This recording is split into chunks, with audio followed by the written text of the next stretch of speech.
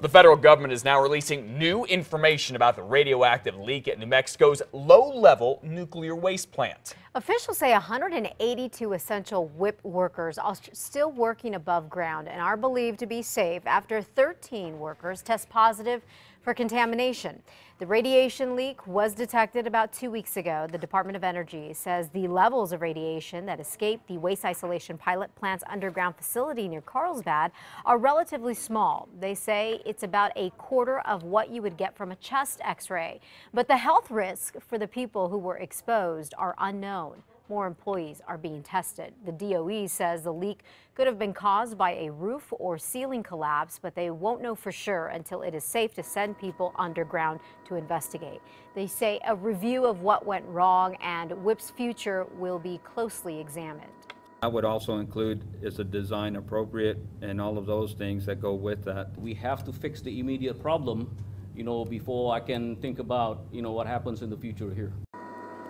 The feds say Carlsbad residents are not at risk. However, U.S. Senators Tom Udall and Martin Heinrich are calling on the Environmental Protection Agency to come in and do independent air quality tests. We'll keep you posted.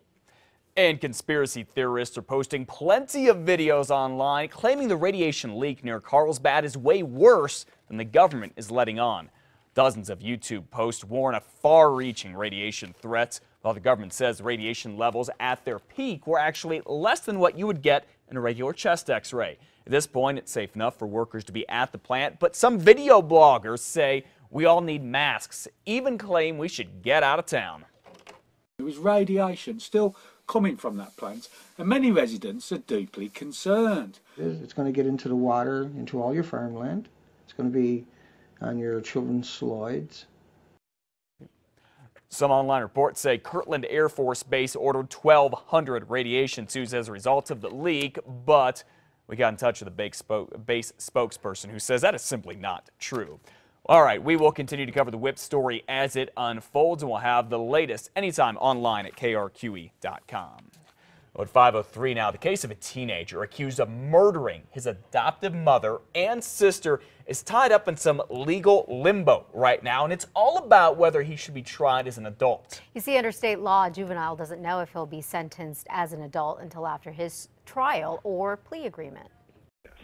In this particular case, I think the victim's due process and the children's due process is defeated. 14-year-old Tony Day is accused of stabbing his sister and then shooting his mother in their Tucumcari home in November 2012. Found guilty and sentenced as a juvenile, Day would be locked up until he's 21. If he's sentenced as an adult, he could face 2 life sentences. The defense and prosecution have to agree on a special hearing on whether Day is likely to be rehabilitated in the juvenile system before going to trial. The judge has tentatively approved the deal, but CYFD, which would have to conduct this special hearing, argues that the state law does not allow it. So, right now, the case remains on hold. The ability to look up criminal records online going back 30 years is no more. Metro Court is closed today for a massive data transfer that will delete a lot of information. Records about DWI and domestic violence cases will still be searchable, but data about other crimes more than 5 years old will not be. Metro's chief judge isn't happy about the change. There are 1,000 reasons that people need to have information about prior cases, not to mention that the judges need it.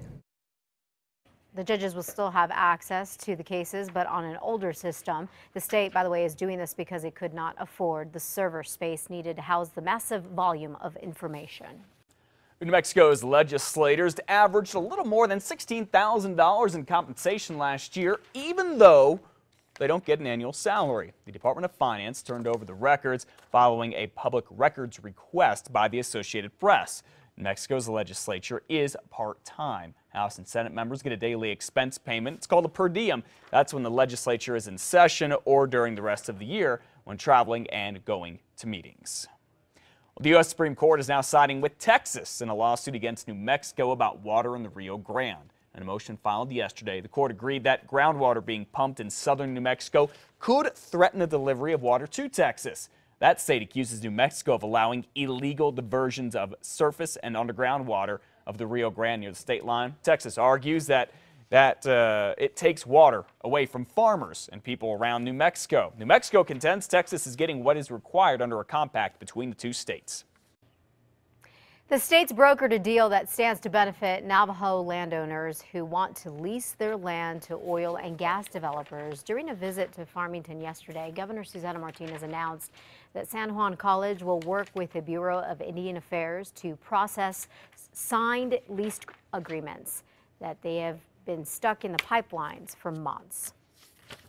The state is telling a cash-strapped school district it cannot close 2 schools. The Moriarty Edgewood School District has taken a $1 million hit because of declining enrollment, which means personnel and activities may be cut. It could be eliminating principals. It could be eliminating counselors. It could be eliminating extracurricular activities.